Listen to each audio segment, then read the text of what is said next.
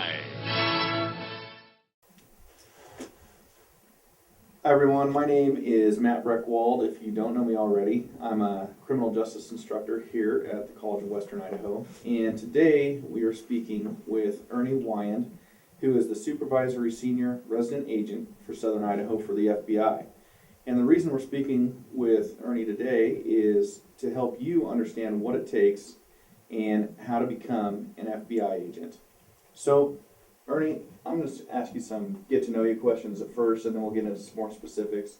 Okay. But if you can tell us a little bit about yourself, where you grew up, where you went to college, what you majored in, things like that, just kind of help us get to know you a little bit. Okay. I grew up in a little town in western New York called Hornell, New York, south of Buffalo, Rochester area. From there, I went to college at the United States Military Academy. It's known as West Point Military School. Following West Point, I should back up. My degree there was primarily an engineering degree. I have a Bachelor of Science. It's an engineering focus, and I have a concentration, or probably be referred to as a minor in political science. After West Point, I was an officer in the United States Army for about 6.5 years. And after that in the private sector for several years before becoming an FBI agent in 1996.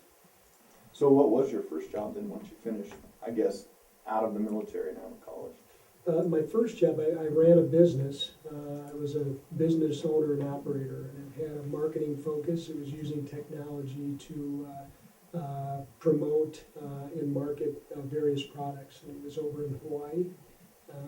And we ran this business. So then, how did you make the leap into the FBI? What caused you to do that? At the time, the FBI was doing a lot of recruiting, and it was recruiting a lot of military folks, and folks with any type of special operations background or understanding of special operations. And because of that, some friends of mine had contacted me. I'd always had an interest in the FBI, and I started the application process. And a year and a half later, I was an FBI agent. And when was that you joined? I came in 1996. And then right now, you are I have to read this because it's a long title, Supervisory Senior Resident Agent for Southern Idaho. Yes. So what does that entail? What are your job responsibilities? I'm a supervisor and supervise the administrative and all FBI operations in Southern Idaho. And that means that we have several offices in Southern Idaho. We have an office in Boise, one in Pocatello. We have an agent out in Idaho Falls at the Idaho National Laboratory. We also have task force officers and a number of professional support people. Professional support meaning electronic technicians, forensic accountants, computer specialists, operational specialists, intelligence analysts, and several others that specialize in various things to support investigations. It's a total of about 32 people living and working in Southern Idaho. And so you are at about the 18-year point with the Bureau. Yes. So during that 18 years, what's been the most interesting assignment, at least that you can talk with us about? Well, I've had several interesting assignments. I've worked out on Indian reservations in South Dakota and Montana. I've been back to our FBI headquarters. I've traveled overseas with the FBI. And I've also, now in Boise. Currently, my job is very interesting. It's widely diverse. We've had all kinds of cases in the last year and a half. 2 or 3 of which have been nationally published and been part of the national media. So it's been very interesting there. I worked on the Joint Tourism Task Force during the Olympics in Salt Lake City in 2002. That was very interesting. We went in weeks before, almost a month before the Olympics, and worked following the Olympics. We had some interesting things that were going on then at the Olympics. Some of the more interesting cases have to do with some cold case homicides that I've worked. One in particular up in northern Montana, a case that had gone unsolved for about 3 years, where we, the FBI, were asked to come in, take a look at the case. I went in with another agent, who was a very talented agent, and we went in and redid a case, and 3 years later, we developed a subject, ultimately put the case together, went to trial, and he was convicted and ultimately sentenced to life for a murder he committed and almost got away with. Very interesting. Okay. Well, the burning question for us today, and I'll just give you a little bit of background.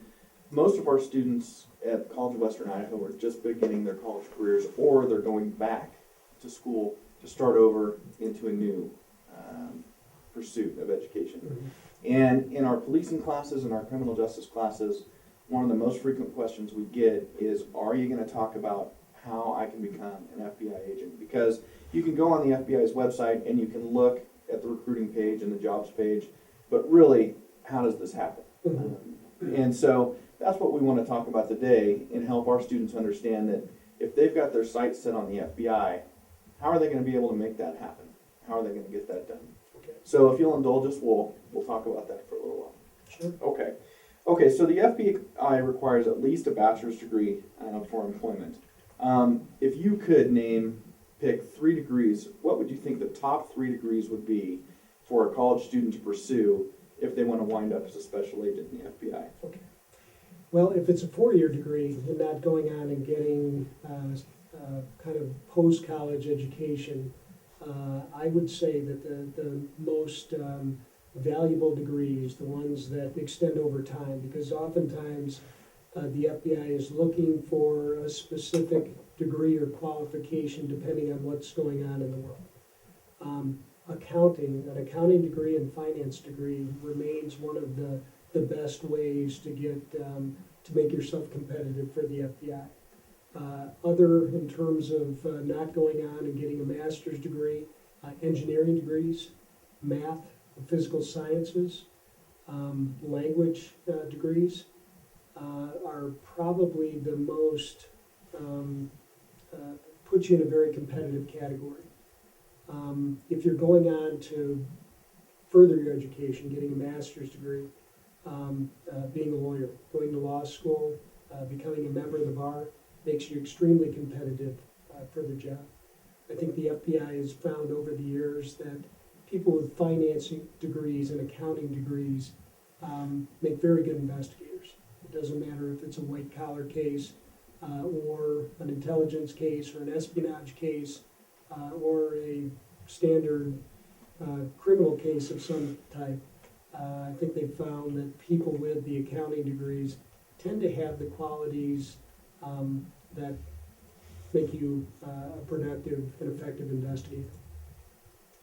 Now, would you recommend a master's degree for somebody? I would, yes. And a good number of the first office agents or new agents being hired have master's degrees now. So in order to be competitive without a special skill or special work experience, oftentimes a master's degree is I don't want to say required because it's not part of the listed criteria, but it's what you need in order to make you competitive. And as far as the best degrees to obtain, does that list hold true for graduate type degrees, or does the type of degree you get at the graduate level change in terms of what's best? You know, I think it kind of changes. Certainly, and I should back up. I think one thing I did not mention that makes you extremely competitive now are computer science degrees and cyber degrees. They are one of the best both 4-year degree and advanced degrees you can get right now. The FBI is hiring a number of computer scientists and folks in the information technology area, and the projections are that that's going to continue for a significant amount of time. So if you have that acumen for computer science, information technologies, and you have a 4-year degree of any type, it's criminal justice, and you can get into a program like that, that makes you extremely competitive. But again, going on and having and earning a master's degree says something about the candidate. It shows a broader education, and again, no matter what the degree is, it makes you more competitive than if you have the four-year degree. And you mentioned that in 1996, when you became an agent, the FBI was strongly recruiting people with military experience. Is that still true today? It still is. There still is a very strong military presence. I think there's been certainly intelligence analysts and people from the intelligence field have become very sought-after candidates for the FBI. There's a veterans preference for those who have served overseas, served in combat zones, which also assist in making you competitive or separating you from others. But military experience, I think, translates very well to the FBI. It's oftentimes the qualities that make you successful in the military also make you successful in our organization. Is there any particular branch that stands out among the others? Not to get you in trouble here. Well, I can tell you again, the intelligence fields are widely sought after now. People that understand the intelligence cycle, that understand the intelligence community, that understand how the intelligence process works, how it's incorporated into everything that we do. It makes you extremely competitive. I think there's still a very active market for folks with special operations backgrounds. But again, it's military experience is very helpful, no matter what branch you come from and what you may do in the military. The FBI, according to their website, requires 3 years of professional experience before they'll consider a candidate. Mm-hmm. Why do they do that? Well, the official answer I don't think is really out there, but I think really what it comes down to is one, it's maturity, and two, it establishes a track record for performance for people coming into the FBI. I think it's important to note that the average age of special agent coming in the FBI right now is 30 years old. So you tend to get a more mature workforce, folks that have worked in a variety of different fields and different industries, and you really have a documented record of performance for a number of years. And the FBI looks very closely at that and is looking at folks that have done very well in wherever they come from. So, for the benefit of the students who will be watching this, the FBI is not taking students either with bachelor's or master's degrees who have just graduated. Correct. They want them to get out and get real world experience before they come and join the agency. Correct. I do think there's a program or two programs with exceptions that waive the work for the number of years. It happens with accountants, with CPAs. It happens with lawyers who have passed the bar. They do not need 3 years of work experience. And I think now, and I may be wrong, but the honors intern program may also give some benefits. If you're accepted into the honors intern program, you complete it with favorable ratings. I think that also gives you some advantages. It may also waive the 3-year requirement for the diversified area. Well, since you brought that up, I was going to ask you about the honors intern program later, but can you talk a little bit about that, and if a student was interested in applying for that and trying to be awarded that internship, what would you recommend? Well, I'd recommend that student right now learn as much as they can about the honors intern program. Most of the information is available online. If it's not available online, we have applicant coordinators in all the divisions. Our division head or division headquarters is in Salt Lake City. We have an applicant coordinator there that does exactly what it said. She coordinates the applications of FBI agents, support personnel, and also people that are interested in the honors internship program. The honors internship program targets high-performing students, folks that are doing very well in their particular area. They have to be at an accredited college or university. I believe it's between their junior and senior year that they become eligible for the program. In the application process, I believe, takes about a year. So you have to be ahead of the process. You have to submit a strong application. Very few are accepted, but it is a paid internship back in Washington DC that exposes the candidates to just about everything the FBI does, whether it's espionage investigations, counterterrorism investigations, international terrorism matters, criminal matters of all types, violent crimes against children, gang cases. When I was back at headquarters, we had honors interns that would travel with supervisors out to various operational sites, would get a chance to see ongoing FBI operations and participate in some capacity, not carrying guns and making arrests, but sitting in command post or sitting and observing the various FBI operations going on. So it sounds like they're getting a lot of exposure. So they obviously must go through the entire background investigation and security clearances and things like that for that internship. That's correct, yes. Okay.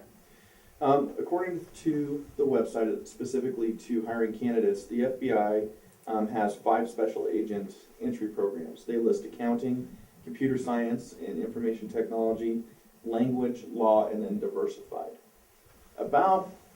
Based on my experience in teaching policing and criminal justice courses, and just polling my students at the beginning of the semester, it seems that anywhere between 60 and 80% of the students normally raise their hands and say, I've chosen criminal justice as a major. I'm going to ask you a little bit about that here coming up in a moment, but in terms of the special agent entry programs that we just listed, where would a criminal justice major fit? They would come in under the diversified program. Okay, and is diversified, is that kind of a catch-all? It is. It's as an engineer, when I came in with an engineering background, a military background, I came in under the diversified program. So if it's not a specific